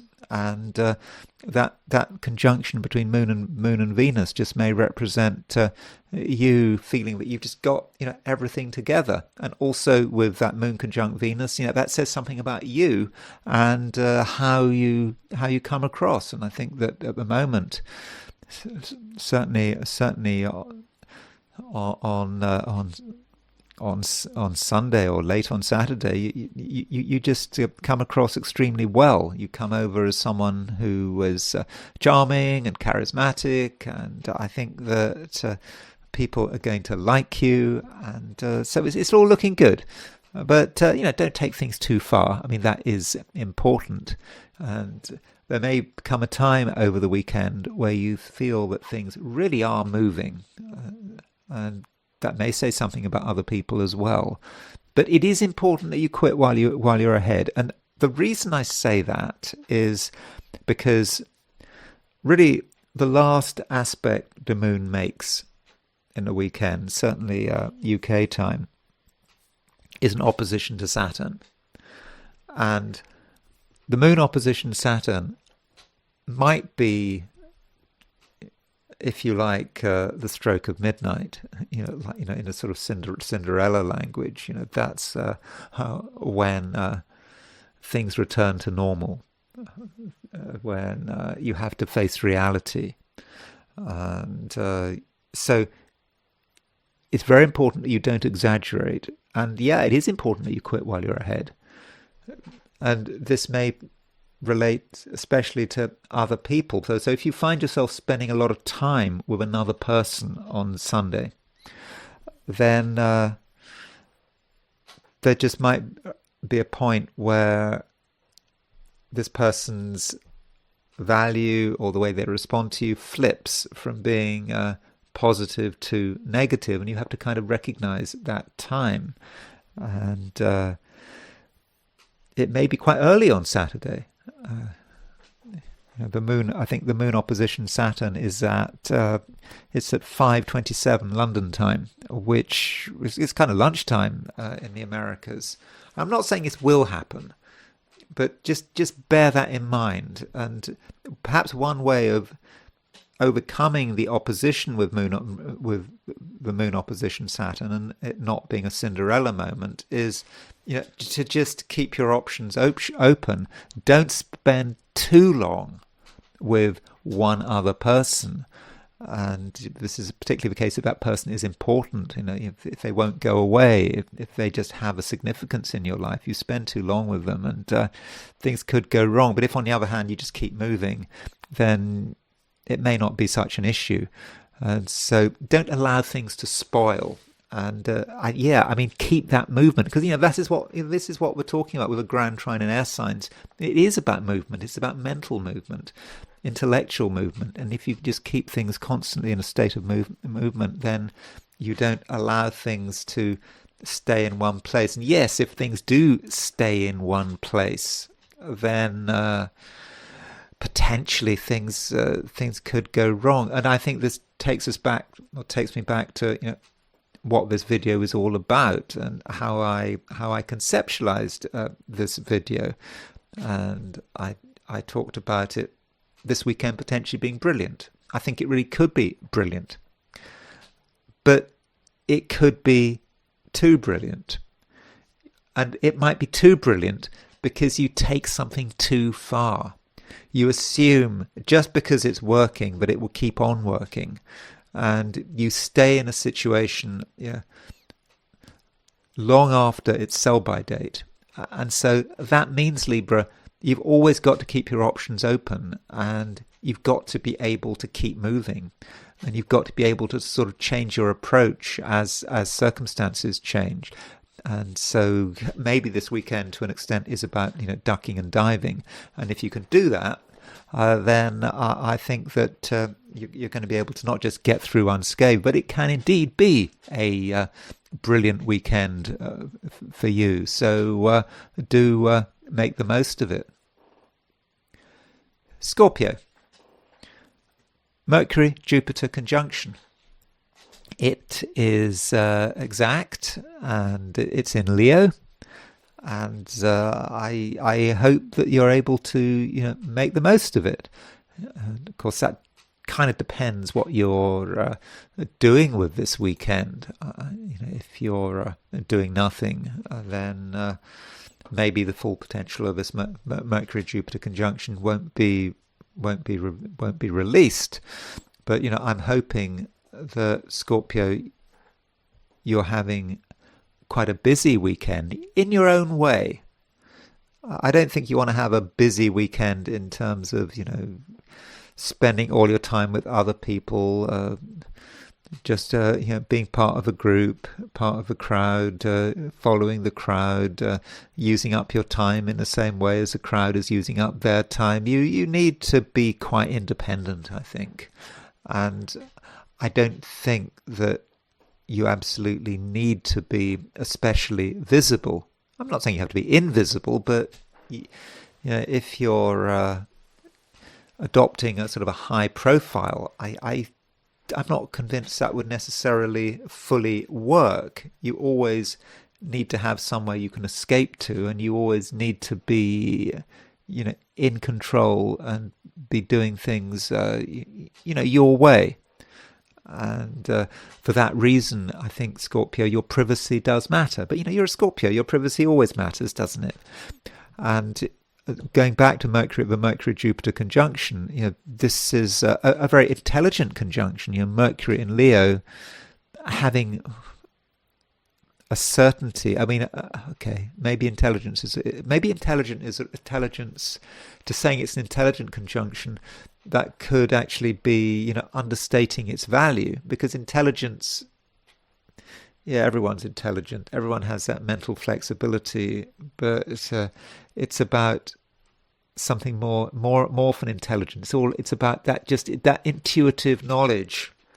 You can sort of rise above things and see what things really are, and not just see what things really are, what things really are with that Mercury conjunct Jupiter. And so there could be a real certainty this weekend that you are on the right track, or that if you were able to pursue a particular track, then you'd really get it to be able to get it together. And that might be what the Mercury-Jupiter conjunction is about. Things finally making sense. And then it's a question of putting them into action.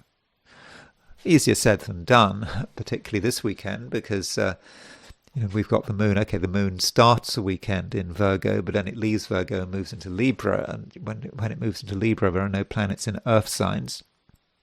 I do think that is important, and I keep going on about this fact that there are no planets in Earth signs, but I think it matters. It says something about what's happening at the moment. A lot of ideas, a lot of hot air, but where is the actual grounding? And certainly you have the ideas, you have the knowledge that you are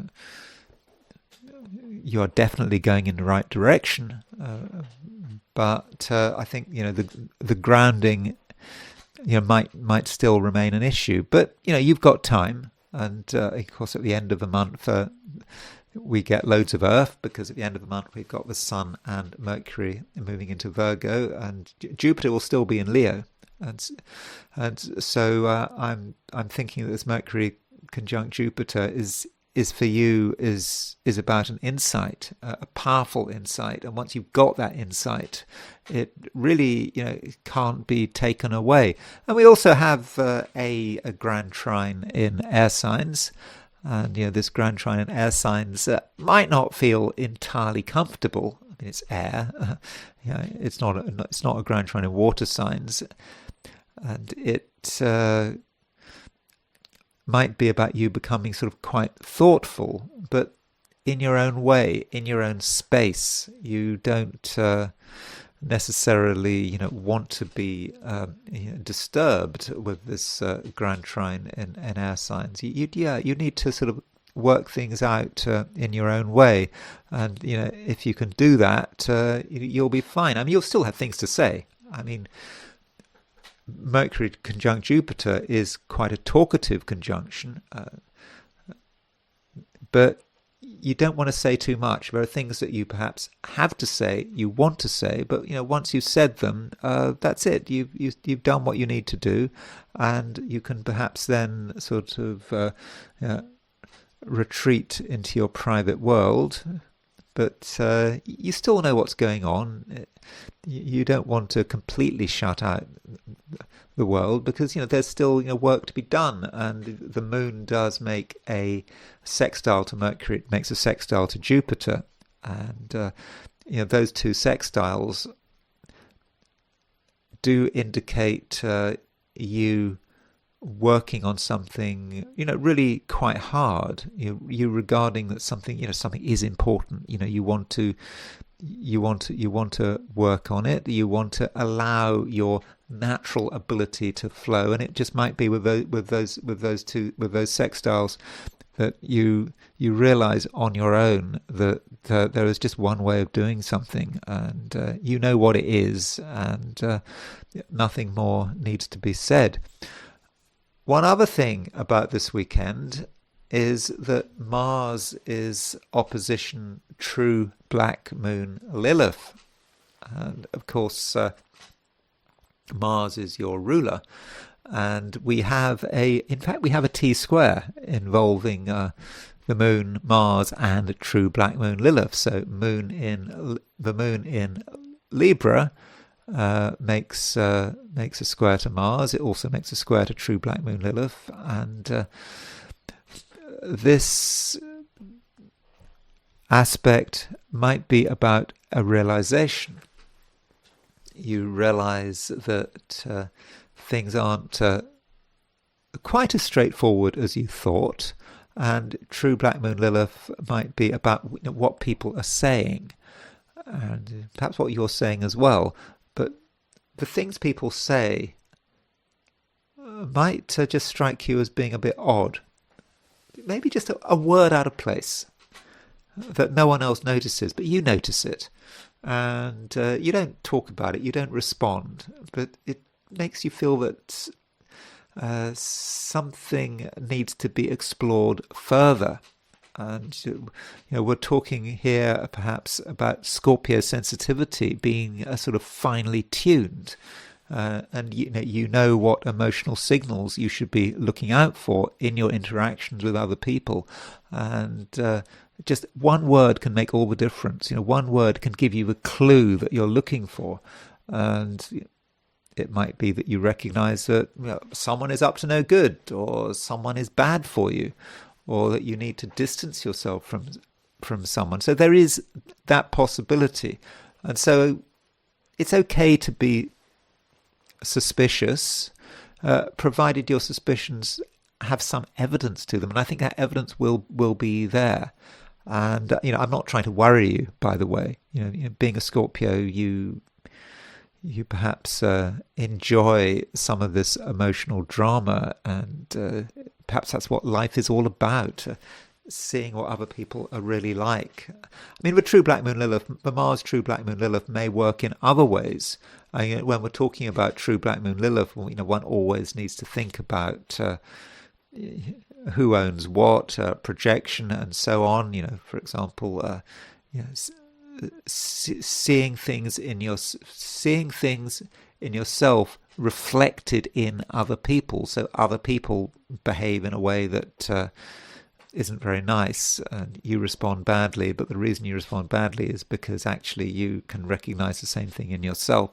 So there is a certain complication there, but it does add to what I think is a very interesting weekend. It's interesting, and I think there is a little bit of an element of danger, but fundamentally we've got that Mercury-Jupiter conjunction, and I think that's a real positive, and I think that can really help you think about what you can do well over the coming nearly a year certainly until July of next year, when while Jupiter is moving through Leo. And so this perhaps gives you a clue about what exactly you can do. I mean, I suppose I should say something about relationships just to finish.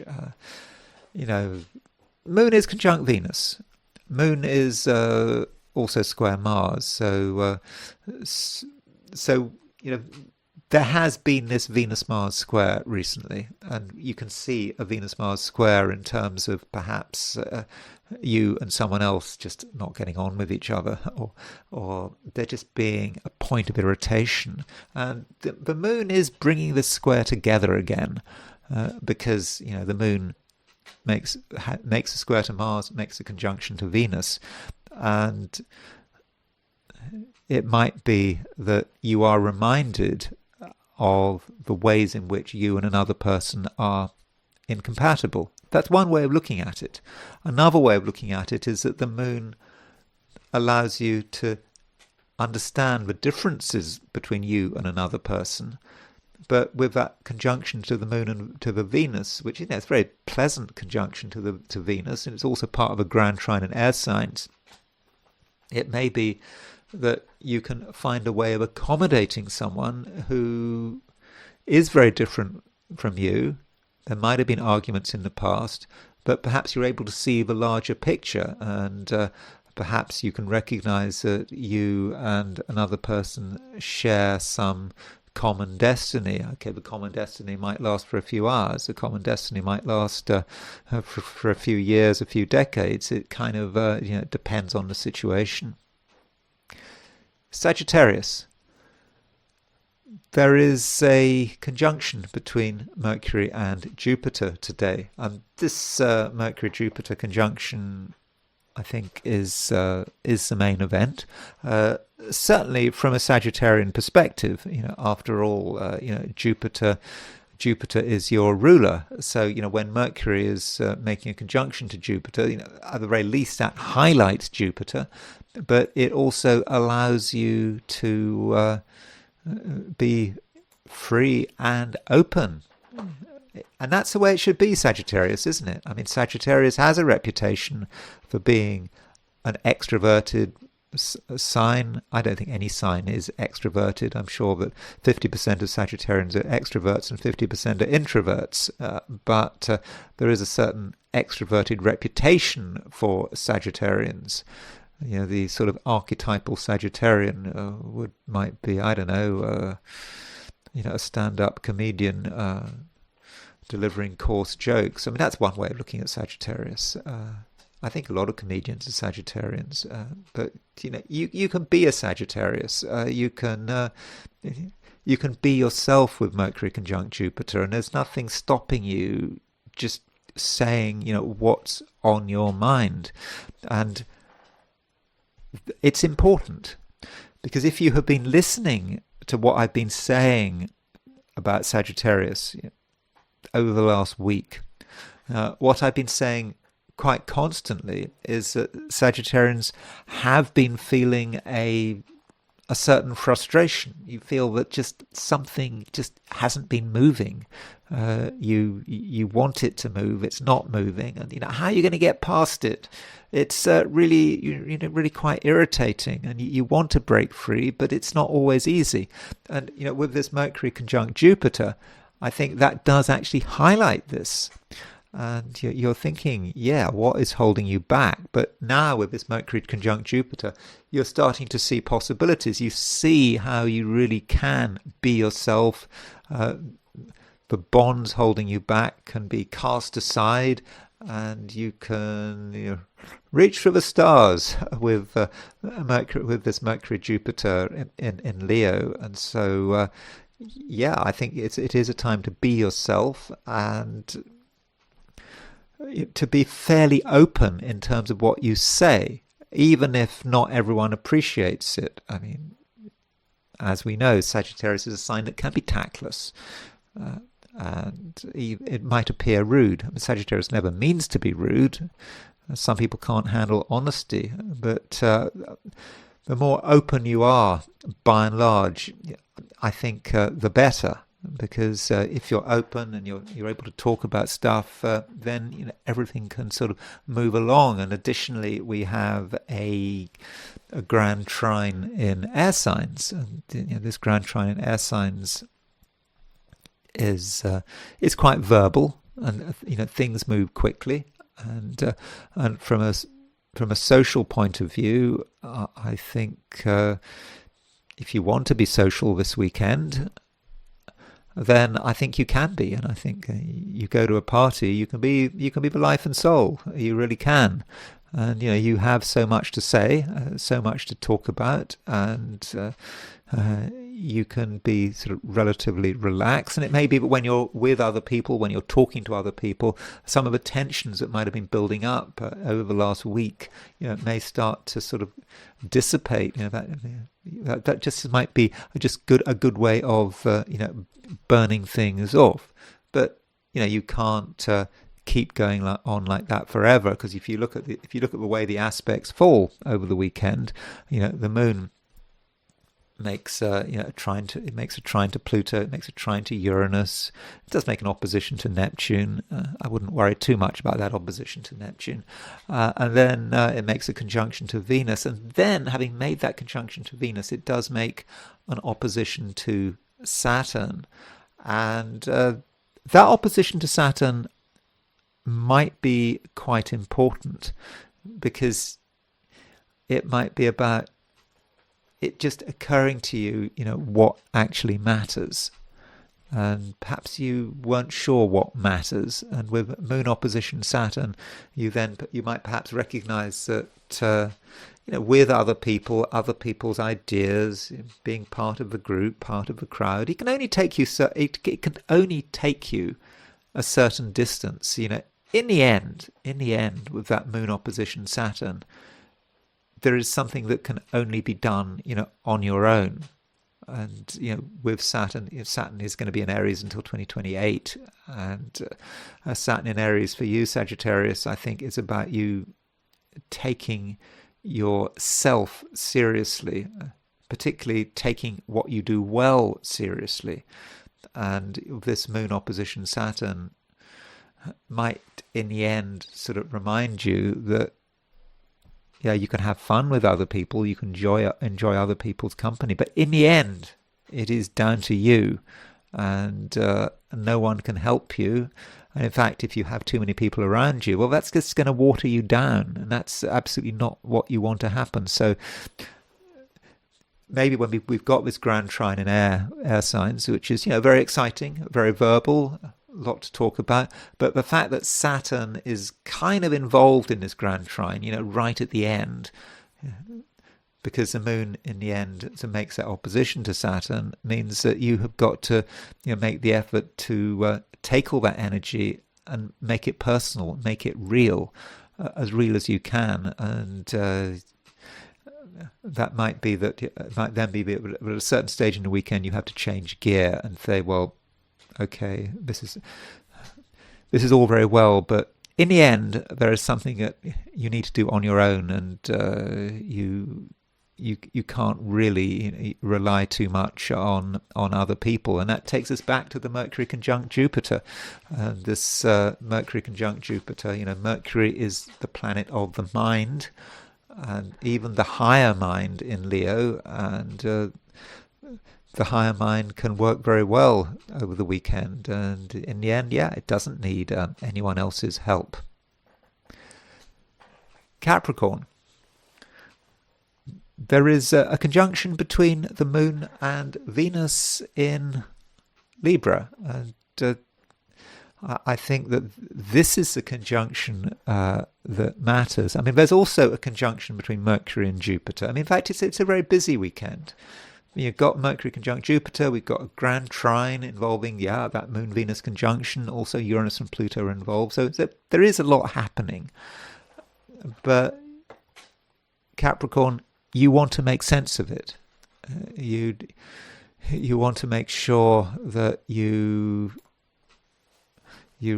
really are in control, because when you've got a Grand Trine in air signs, things can get out of control. There just might be just too much talking, ideas, people having vague plans. It all seems very exciting, but where exactly is it going? And that might be the question you have, Capricorn. And at the same time, you don't want to waste a moment. And that Moon-Venus conjunction, is in Libra. You've got you've had Venus in Libra for some time, and I think that Venus in Libra is really very, very constructive, as I've already said. And so with the Moon conjunct Venus, you can certainly make a good impression. If you're working this weekend, I think you can really make a fantastic impression.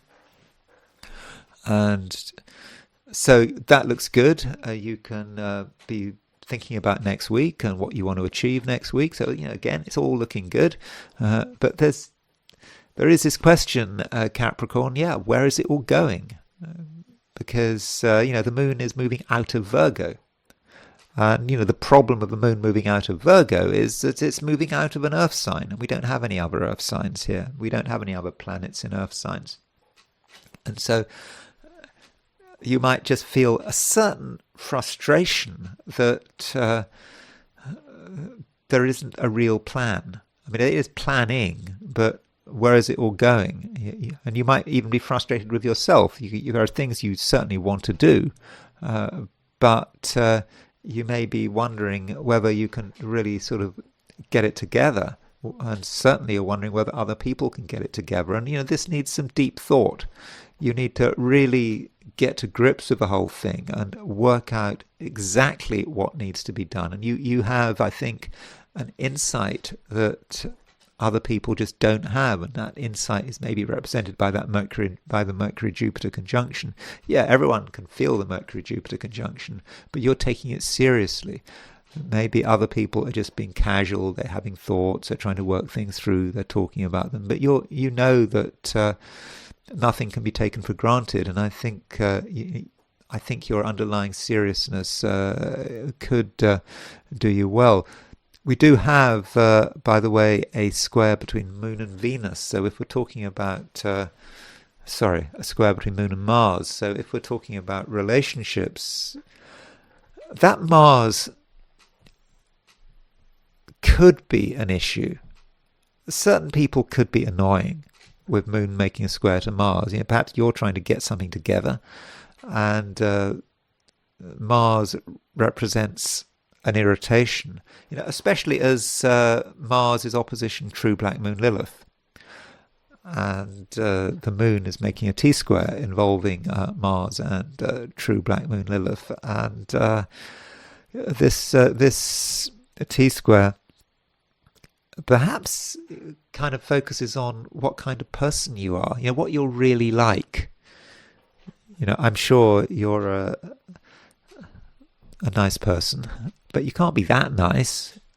I mean, no one is that nice. And of course, if you've got true black moon Lilith in Capricorn right now, with Mars opposition, with Mars making an opposition to that, the natural unpleasantness, which is within all of us, and it doesn't matter what our sign is, might actually be quite close to the surface. And it could be that if someone responds badly to you, maybe there's just something about you that they find a bit off-putting, or they find it worrying, and it just might be something about how you're presenting yourself.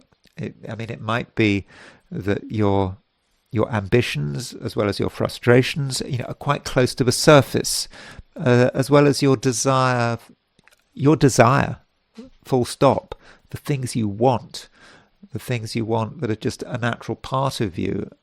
People pick up on this, and they at the same time pick up on your darkness in the same way. We all have that darkness, but with this T-square, it might be that darkness is close to the surface, and when you think about what it is that you want, you might reproach yourself for perhaps being selfish or too power hungry. But it's okay. It's okay to have ambitions, and it's okay to have ambitions which are quite sort of dark and emotionally based. It's just something that you just have to do, but not everyone is going to appreciate it, and maybe that's just something you just have to accept. Aquarius, Grand Trine in air signs. We had a Grand Trine in air signs, at the beginning of a week, Venus, Uranus and Pluto. And what is happening now is that the moon is bringing it all together again, because we've got the moon moving into Libra. It's making a trine to Pluto, it's making a trine to Uranus, and then it's making a conjunction to Venus. So it's all there. And so I think that this Grand Trine in air signs for you is something very positive, because it just allows things to move. Perhaps things were moving, at the beginning of a week, but they kind of got a bit bogged down, probably because of the eclipse. The eclipse, for some of us, it just took a long time to get over. Things were eclipsed, things didn't make sense, but now things are starting to make sense, and we are starting to get some real movement. And this is all represented by the Grand Trine. And Aquarius, it's a chance to go beyond the immediate situation. It's very easy to get caught in details and worries and various concerns and whatever, but when the moon moves into Libra, you have a chance to really sort of break free, and you can get back in tune with that Uranus-Pluto trine. Uranus-Pluto that trine is about the desire for freedom, to really be able to express your transformative self. Pluto is in your sign.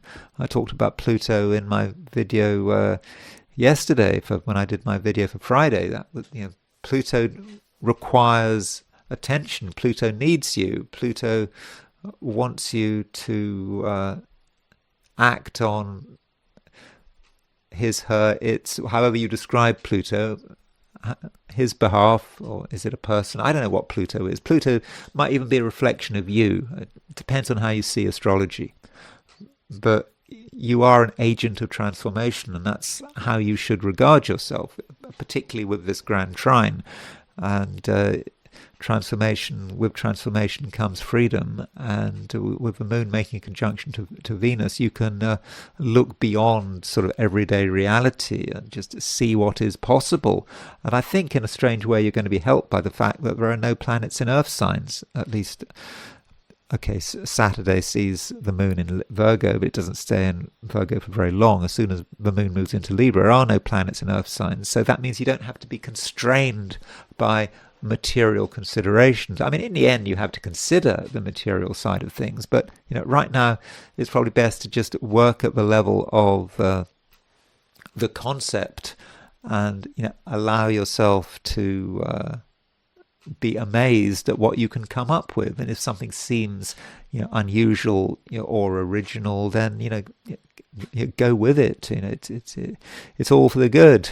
And additionally, we have a conjunction between Mercury and Jupiter. And this Mercury-Jupiter conjunction is in Leo. It's in your opposite sign. And this Mercury-Jupiter conjunction may say something about the other, what other people are doing, what other people are saying. And so if you are in contact with anyone over the weekend, you might find that people are talking more than usual. They've got a lot to say for themselves. They maybe just want attention. I mean, Mercury and Jupiter are in Leo, and that is a thing that many people want. And so you've got to make sure that doesn't get out of control. You don't want a situation where you're talking to someone forever and ever and ever, and they won't shut up, and they're almost pleased that they're taking up your time. We don't want that kind of situation. But on the other hand, it might be that you are being fed ideas which you kind of recognized in yourself, but you didn't want to recognize fully. And so if you find yourself being told something, then don't just dismiss it. It might be that you're being forced to have an awareness of something about yourself through what another person is saying to you. And so don't ignore what you hear. Don't ignore what you're being told, even if in the first instance you don't really like it. You'd prefer it if people were to shut up. But somewhere in that mass of words, I think that there just could be a few gems. So that's why it's important today that you keep listening and you keep being aware of other and new possibilities. Pisces. Mercury is making a conjunction to your ruler, because Jupiter rules Pisces. And you could say that Mercury conjunct Jupiter is perhaps about relationships. Could well be the case. I mean, Mercury represents the other person. Mercury rules Virgo, your opposite sign. So if Mercury is conjunct Jupiter, it might be, Pisces, that you and someone else have got a lot to say to each other. And, ideally things will be very structured and, straightforward. It's a good time, for example, for having very focused relationships which have a purpose, where there is a plan, where you and someone else can just get together and work something out, work out what your different roles are, and be very clear about everything. And if instead of the kind of chaos one often gets with relationships, where you don't know what someone's motivations are, and that's kind of not what you want. Things have to be straightforward, and you should expect other people to be straightforward with you in the same way that you should be straightforward with them. And that's definitely the way to do it at whatever level you're talking about. Whatever level. It could be that a relationship is all about just creating something. It may be a professional relationship. It's maybe a relationship with with someone who has got a particular task, and while that person is doing that task, you have to get on with that person, and when the task is finished, the relationship is over. But it's just important to really work it through and not be vague. Everything needs a plan, and that does mean that there is a certain transactional nature to every relationship, and that seems a bit sort of harsh, but I think that's the right way to go about things with this Mercury conjunct Pluto. And the moon does make a sextile to Jupiter and a sextile to Mercury, and that does indicate that even quite complicated issues can be discussed, regarding emotion, love, death, whatever, all that kind of stuff can be discussed. Mutual responsibilities. So if something seems complicated, don't worry about it. I think you can deal with things which are complicated, and in fact, if you can directly address certain complications, you'll just be making things easier for everyone. I mean, I think that recently some Pisceans have been feeling somewhat tense. I have been talking about this, I think, in my recent videos. Just something is kind of holding you back. You feel that something needs to be done, something needs to be expressed, but it just hasn't been happening. And with this Mercury-Jupiter conjunction, perhaps with the right conversation, you can have a breakthrough, and things really will start to move. And of course, we do have this Grand Trine and air signs. So once things start to move, once the conversation starts, once the ideas start being expressed, it can all come together. And in the end, you can sort of know where you are, and I think that you can feel a lot more confident. And those are my forecasts for the 12 signs. And now it's time to look at the I Ching. So I ask the question, what is the weekend going to be like for those watching the I Ching section of this video? And the first hexagram I got was hexagram number 48, which is the well. So the well is something pretty static. We always need a well, don't we? I mean, without a well, we die of thirst. And a well is something almost archetypal. When you think about wells, wells have always existed in recorded history, because if you've got a settlement, you need water, and so you dig a well.